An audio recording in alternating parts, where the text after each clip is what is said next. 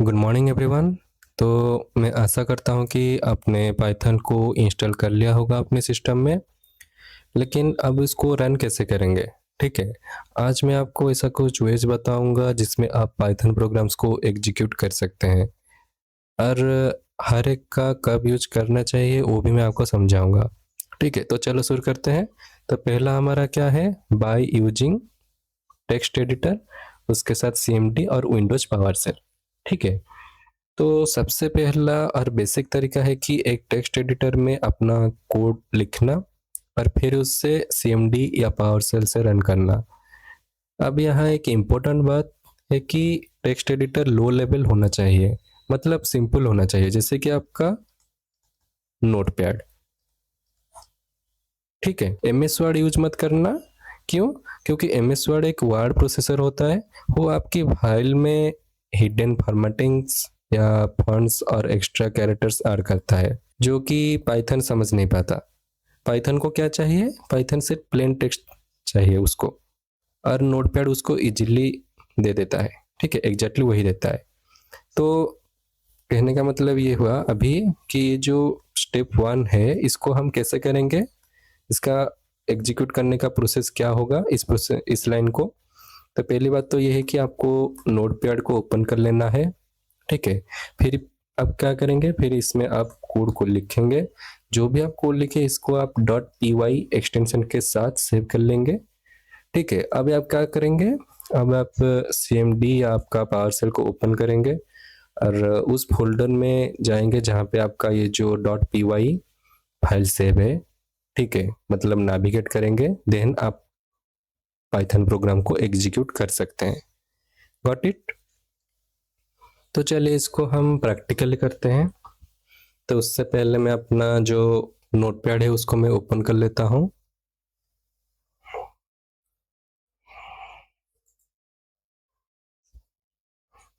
तो गाइस ये मेरा नोटपैड ओपन हो गया है। अभी मैं इसमें क्या करूँगा, प्रिंट स्टेटमेंट लिखूंगा। ठीक है, प्रिंट हेलो वर्ल्ड। ठीक है। तो अब मैं क्या करूँगा, इसको सेव कर लेता हूँ। कंट्रोल एस प्रेस करके पाइथन पीपीटी के अंदर जाऊंगा, देन पाइथन प्रोग्राम्स में इसको सेव कर लेता हूँ आई डॉट पी वाई के नाम पे। एंड इसको मैं कर देता हूँ ऑल फाइल्स। ठीक है, अब सेव कर लेता हूँ इसको। तब अब मेरा क्या हुआ, अब मेरा जो ये जो फाइल है हाई डॉट पी वाई, आप देख सकते हैं यहाँ पे आ गया, ये मेरा सिस्टम में अभी सेव हो गया। तब मैं क्या करूँगा, सीएमडी में जाऊँगा। ठीक है, अब मेरा ये सीएमडी ओपन हो गया। तो आप देख सकते हैं मैं अभी कहाँ पे हूँ। करंट डायरेक्टरी मेरा क्या है, सी ड्राइव यूजर्स, उसके अंदर डेल में मैं हूँ अभी करेंटली। ठीक है, पर मेरा फाइल जो है वो कहाँ पे सेव हुआ है देख लेते हैं। मेरा फाइल जो है वो डी ड्राइव के अंदर, आप देख सकते हैं डी ड्राइव के अंदर पाइथन पीपीटी के अंदर जो पाइथन प्रोग्राम्स है वहां पे मेरा फाइल फाइल सेव हुआ है। ठीक है। तो मैं अभी क्या करूंगा, सी ड्राइव से डी ड्राइव में जाऊंगा। तो कैसे जाऊंगा, तो उसके लिए मैं डी कॉलन लिखूंगा और एंटर करते ही डी ड्राइव में नेविगेट हो गया। फिर मुझे कहाँ जाना पड़ेगा, पाइथन पीपीटी। उसके लिए मैं कमांड यूज करूंगा सीडी। सीडी का मतलब होता है चेंज डायरेक्टरी। ठीक है, डायरेक्टरी का मतलब तो आपको पता होगा, फोल्डर। तो चेंज फोल्डर मुझे अभी करना पड़ेगा, कहाँ पे, पाइथन पीपीटी पे। तो मैं अभी पाइथन पीपीटी, चेंज डायरेक्टरी का मतलब होता है कि मैं कौन से डायरेक्टरी में अभी जाना चाहता हूँ। ठीक है, मैं अभी पाइथन पीपीटी फोल्डर में जाना चाहता हूँ, तो मैं सीडी पाइथन पीपीटी लिखूंगा और एंटर करते ही मैं उसके फोल्डर में चला गया। अब मैं क्या करूंगा, मुझे पाइथन प्रोग्राम्स फोल्डर में भी जाना चाहिए। तो अब मैं क्या करूंगा, दोबारा सीडी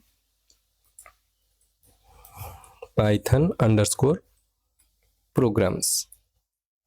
ठीक है, एंटर करते ही मैं उस फोल्डर में चला गया। Cut it? मैं परफेक्टली इसको नेविगेट अभी करूंगा। तो चलिए अभी इसको मैं हम रन कर सकते हैं पाइथन प्रोग्राम को।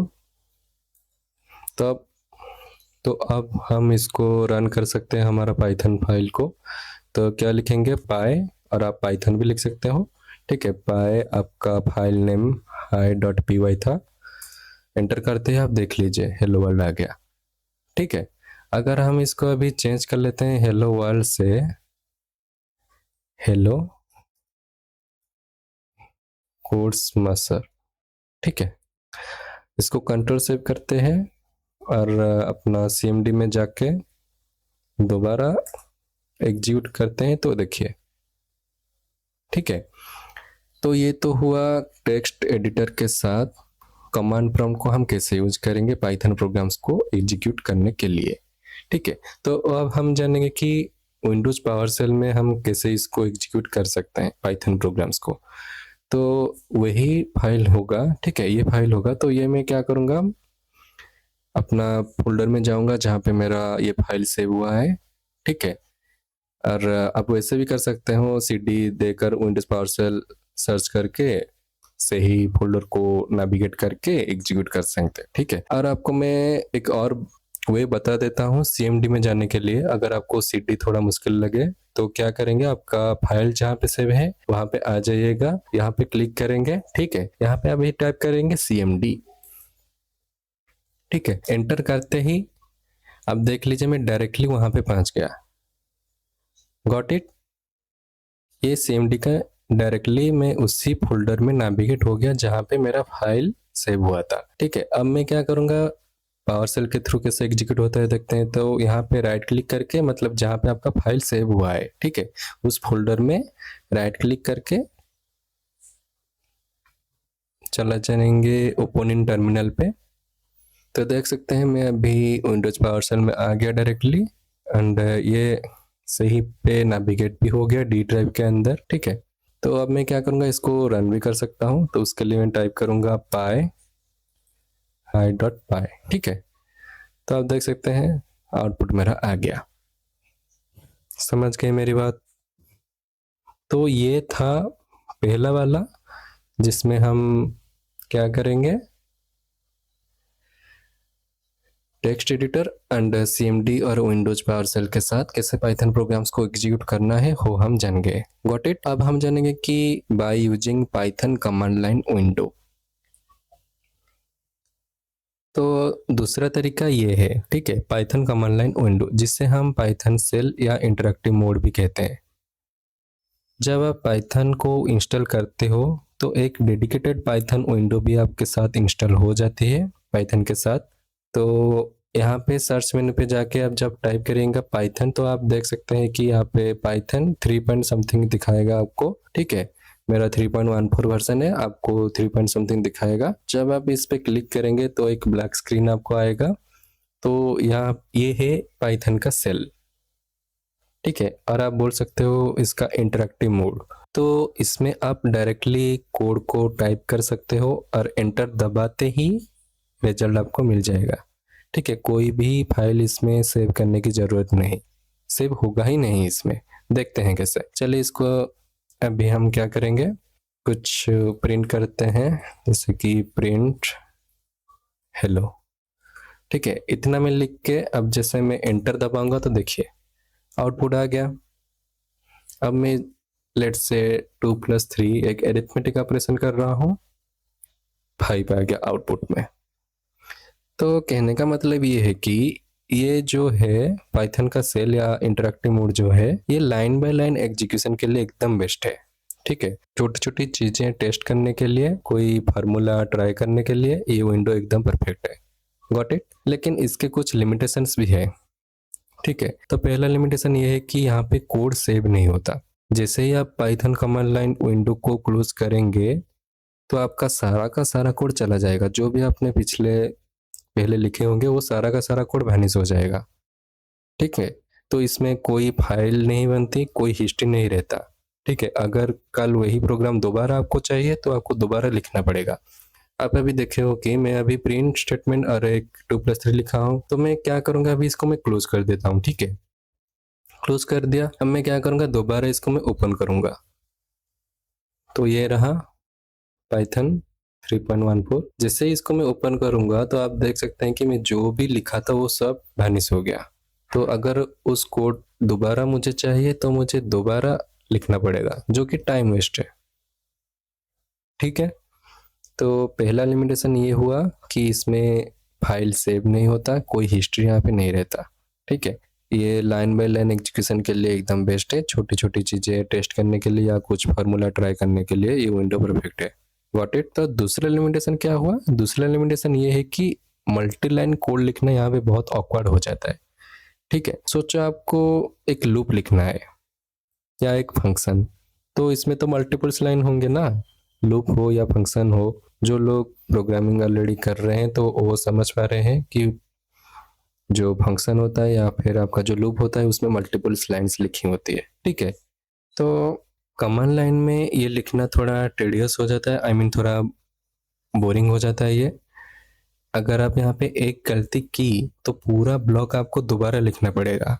ठीक है, सोचो तुमने लिखा कि एक लूप लिखते हैं फॉर आई इन रेंज 5, ठीक है, देन प्रिंट आई, लेट से एक और प्रिंट स्टेटमेंट दे देते हैं, प्रिंट डन। ठीक है, यहाँ पे लेट से आपको प्रिंट डन जो स्टेटमेंट है जो था उसको आप लूप के बाहर लिखना था, पर आपने गलती से लूप के अंदर ही लिख दिया। ठीक है, डोंट वरी गाइज, मैं आपको आने वाली वीडियोस में डिटेल में बताऊंगा कि ये लूप क्या है। ठीक है, इंडेंटेशन क्या होता है उसका टेंशन मत लो, अभी मैं बस अभी एग्जांपल दे रहा हूँ आपको। ठीक है, अब जब तक ये लूप एग्जीक्यूट नहीं हो जाता तब तो ये एडिट हो सकता है, ये कोड आप एडिट कर सकते हैं। ठीक है, जैसे कि मैं अभी बोल रहा हूँ, ये जो प्रिंट स्टेटमेंट जो था, प्रिंट डन जो स्टेटमेंट था, अगर इसको मैं फॉर लूप के बाहर लेना चाहता हूँ तो क्या करूंगा, एंटर दबा दूंगा तो ये फॉर लूप के बाहर आ गया। ठीक है, अगर ये फॉर लूप के अंदर है, ठीक है, और इसको मैं अगर एक बार एग्जीक्यूट कर लिया, ठीक है, अभी एग्जीक्यूट कर लिया, तो अगर मैं दोबारा इसको एडिट करना चाहता हूँ, ठीक है, ये जो फॉर लूप है इसको अगर मैं दोबारा एडिट करना चाहता हूँ तो एडिट नहीं कर पाऊंगा। ठीक है, कर्सर यहाँ पे नहीं जाएगा, तो मुझे क्या करना पड़ेगा, दोबारा इसको लिखना पड़ेगा और दोबारा ये जो कर्सर है यहाँ पे जाके एंटर दबाऊंगा तो फिर ये मैं एडिट कर पाऊंगा। ठीक है, तो कहने का मतलब ये हुआ कि अगर कोड आप एक बार एग्जीक्यूट कर देते हैं इस सेल में तो दोबारा आप उस कोड को एडिट नहीं कर पाएंगे। पर अगर हम इसको एक कोड एडिटर में करते हैं, ठीक है, ये मैं सेम कोड लिखा हूँ अभी, देखिएगा, इसको मैं यहाँ पे लिख लिया, तो अब मैं क्या करूँगा, इसको एग्जीक्यूट करूँगा। ठीक है, तो उसके लिए मैं लिखूँगा पाई हाई डॉट पाई। ठीक है, एंटर करते ही आप देख लीजिए यहाँ पे हो गया, पर मैं क्या करूँगा, ये तो अभी फॉर लूप के बाहर है, लेट से ये अंदर होगा। ठीक है, मैं एडिट कर पा रहा हूँ ना, समझ पा रहे हैं, ये देखिए कर पा रहा हूँ मैं एडिट, पर सेल में एडिट नहीं हो सकता अगर आप एक बार आप एग्जीक्यूट कर देते हैं अपने कोड को।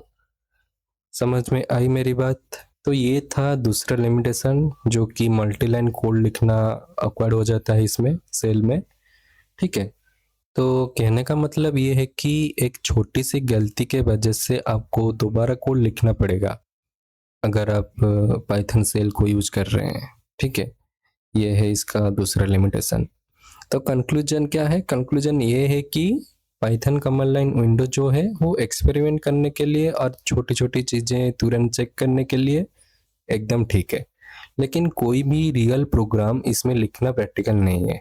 इसलिए हम आगे बढ़ते हैं आइडियली और आईडीज की तरफ। तो अब हम क्या करेंगे, अभी हम आइडियली और आईडीज के बारे में जाएंगे। तो ये जो आइडियली है, ये जो आइडियली है, आइडियली का फुल फॉर्म क्या है, integrated development, integrated development learning environment. ठीक है, तो पहली बात तो ये जो आइडियली है ना, ये आइडियली एक आईडी ही है। आईडी का मतलब इंटीग्रेटेड डेवलपमेंट एनवायरनमेंट, ये एक आईडीई है जो पाइथन खुद प्रोवाइड करता है। मतलब जब आप पाइथन को इंस्टॉल करते हो तो ऑटोमेटिकली आइडियली भी इंस्टॉल हो जाती है आपके सिस्टम में, अलग से आपको कुछ नहीं करना पड़ेगा। Got it. और एक इम्पोर्टेंट बात, आइडियली वो जगह नहीं है जहाँ प्रोफेशनल्स बड़े बड़े प्रोजेक्ट्स बनाते हैं। ठीक है, लेकिन बिगनर्स के लिए पाइथन बेसिक्स प्रैक्टिस करने के लिए आइडियली परफेक्ट है। तो अब जो ये जो आइडियली है, इसमें पाइथन प्रोग्राम्स को रन करने के लिए दो तरीके होते हैं। तो पहला क्या है, पहला आपका है सेल, जिसको आप बोल सकते हैं इंटरेक्टिव मोड, और आपका दूसरा वे क्या है, दूसरा वे आपका है एडिटर। पहला आपका सेल यानी इंटरेक्टिव मोड और दूसरा आपका एडिटर यानी स्क्रिप्ट मोड। तो सेल जो है यानी इंटरेक्टिव मोड जो है, यहाँ आप एक लाइन लिखोगे और एंटर दबाते ही तुरंत आपको रिजल्ट मिल जाएगा। क्विक टेस्टिंग के लिए एकदम बेस्ट है। पर ये जो एडिटर है यानी स्क्रिप्ट मोड जो है, यहाँ आप पूरा प्रोग्राम लिख सकते हो। .py फाइल में सेव भी कर सकते हो और रन भी कर सकते हो F5 को प्रेस करके। यहाँ पे अभी हम क्या करेंगे, स्टार्ट मेनू पे जाएंगे। जैसे ही यहाँ पे आप पाइथन लिखेंगे तो आपको आ जाएगा, यहाँ पे देख सकते हैं आइडियली जैसा कुछ आ जाएगा आपको, ठीक है। तो यहाँ पे आप क्लिक कर लीजिएगा। तो आप देख सकते हैं कि मेरा आइडियली अभी ओपन हो चुका है। आप देख सकते हैं यहाँ पे आइडियली सेल 3.14.0 ओपन हो गया। तो बाय डिफॉल्ट ये जो है सेल यानी इंटरेक्टिव मोड में ही ओपन होता है। इसमें एडिटर यानी स्क्रिप्ट मोड में जाने के लिए आप यहाँ टॉप में जो फाइल है ना, फाइल में क्लिक करके न्यू फाइल में जाएंगे तो आपका स्क्रिप्ट मोड आ जाएगा। तो ये जो आइडियली सेल मोड है, इसमें भी हम एक देखते हैं कैसे एग्जीक्यूट होता है। प्रिंट हेलो लिखते हैं बस, और एंटर दबाते ही मेरा आउटपुट आ गया, ठीक है। और एक फॉर एग्जांपल 4 + 5 करते हैं, 9 आ गया मेरा आउटपुट में, ठीक है। तो ये तो था सेल मोड यानी इंटरेक्टिव मोड। अगर मैं स्क्रिप्ट मोड यानी एडिटर मोड में जाना चाहता हूँ तो क्या करूंगा, फाइल में क्लिक करके न्यू फाइल में जाऊंगा, या आप Ctrl+N शॉर्टकट की को यूज कर सकते हैं। जैसे इसको मैं एंटर करूंगा तो एक मैं नया विंडो में आ गया। ये है क्या, स्क्रिप्ट मोड यानी एडिटर मोड, ठीक है, आइडियली का। तो यहाँ पे आप प्रोग्राम को लिख सकते हैं, सेव भी कर सकते हैं। मैं अभी लिख रहा हूँ जैसे प्रिंट हेलो, ठीक है। अब मैं क्या करूँगा, इसको सेव करूँगा Ctrl+S प्रेस करके। कहाँ पे सेव करूँगा, पाइथन पीपीटी के अंदर, पाइथन प्रोग्राम्स के अंदर। इसको नाम दे देता हूँ मैं hello.py, ठीक है। इसको मैं ऑल फाइल्स कर देता हूँ, सेव कर लेता हूँ। अब मैं क्या करूँगा, आप F5 करके भी रन कर सकते हो, या यहाँ पे क्लिक करके रन मॉड्यूल पे जैसे आप क्लिक करोगे देखिएगा इच, ठीक है, आपका आउटपुट में आ गया। समझ में आई मेरी बात? तो अब हम जानेंगे कि नेक्स्ट हमारा जो था बाय यूजिंग डिफरेंट आईडीज। तो तीसरा हमारा लास्ट जो था 4th नंबर पे, वो है बाय यूजिंग डिफरेंट आईडीज, ठीक है। तो आईडी का फुल फॉर्म में आपको मैं बता दिया हूँ क्या, इंटीग्रेटेड डेवलपमेंट एनवायरनमेंट, ठीक है। आईडी का फुल फॉर्म ये है। तो ये आईडी क्या होता है, जैसे कि सोचो एक ऐसी जगह, ठीक है, एक ऐसी जगह है आईडी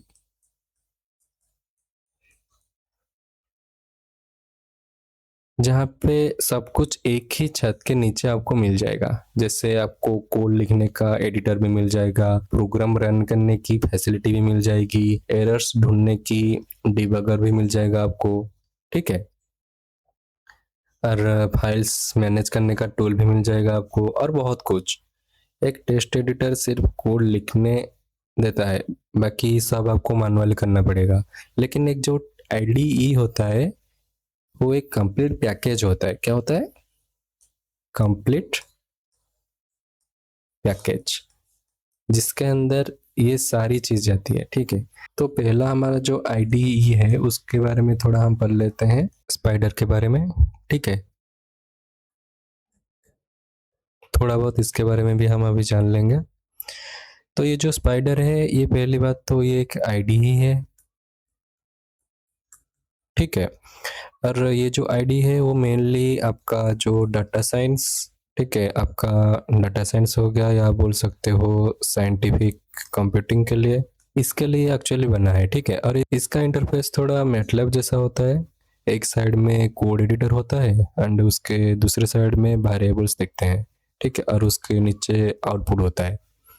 अगर आप कभी डाटा एनालिसिस, ठीक है, या मशीन लर्निंग की तरफ जाओगे, वहां पे आप numpy, pandas, matplotlib को यूज करोगे तो स्पाइडर एक कंफर्टेबल चॉइस होगा तब आपके लिए, ठीक है। लेकिन अभी हम पाइथन सीख रहे हैं तो अभी आप आइडियली ही यूज करेंगे। अगर आप आइडियली नहीं तो VS कोड का यूज कर सकते हैं, ठीक है। तो नेक्स्ट हमारा जो आईडी है वो क्या है, पाईचार। ठीक है, तो पहली बात तो ये भी एक आईडीई है। ठीक है, ये पाइथन का सबसे पॉपुलर प्रोफेशनल आईडी है और इसको जेट ब्रेन्स ने बनाया था। जब आप एक बड़े प्रोजेक्ट में काम करेंगे तो वहाँ पे बहुत सारी फाइल्स, बहुत सारा कोड होता है, तब पाइचार्म बहुत काम आएगा आपके लिए। ठीक है, क्यों? क्योंकि इसमें मिलता है आपको स्मार्ट कोड कंप्लीशन। ठीक है, इसका मतलब क्या हुआ? इसका मतलब ये हुआ कि जब आप लिखना शुरू करेंगे, कोड लिखना शुरू करेंगे, तो पाइचार्म ऑटोमेटिक सजेस्ट कर लेगा कि आपको आगे क्या लिखना चाहिए। ठीक है, तो ये पहला था। तो दूसरा था आपका क्या, पावरफुल डीबगर। तो इसका मतलब क्या हुआ? तो यहाँ पे आप स्टेप बाय स्टेप एरर्स को ढूंढ सकते हो इसकी वजह से। ठीक है, नेक्स्ट आपका आता है क्या, गिट इंटीग्रेशन। तो इसका मतलब क्या, आप डायरेक्टली आईडी से अपना कोड मैनेज कर सकते हो गिट इंटीग्रेशन के थ्रू। ठीक है, और सबसे अच्छी बात यह है कि पाईचार्म कम्युनिटी एडिशन जो है वो बिल्कुल फ्री है। अभी बिगनर्स के लिए ये जरूरी नहीं, पहले आप आइडियली में कंफर्टेबल हो जाओ। ठीक है, जब प्रोजेक्ट्स बड़े होने लगेंगे तब पाईचार्म नेचुरली आपका नेक्स्ट स्टेप होगा। Got it? तो आज के वीडियो में बस इतना ही। अगर ये वीडियो हेल्पफुल लगी तो लाइक और सब्सक्राइब आप कर सकते हैं। तो ये चैनल पे आगे आने वाली फ्यूचर में पाइथन वीडियोस और भी आएंगे। ठीक है, इसके एडवांस भी आएंगे। तो ठीक है गाइज, तो आज की वीडियो में बस इतना ही। मिलते हैं नेक्स्ट वीडियो में, तब तक के लिए बाय बाय।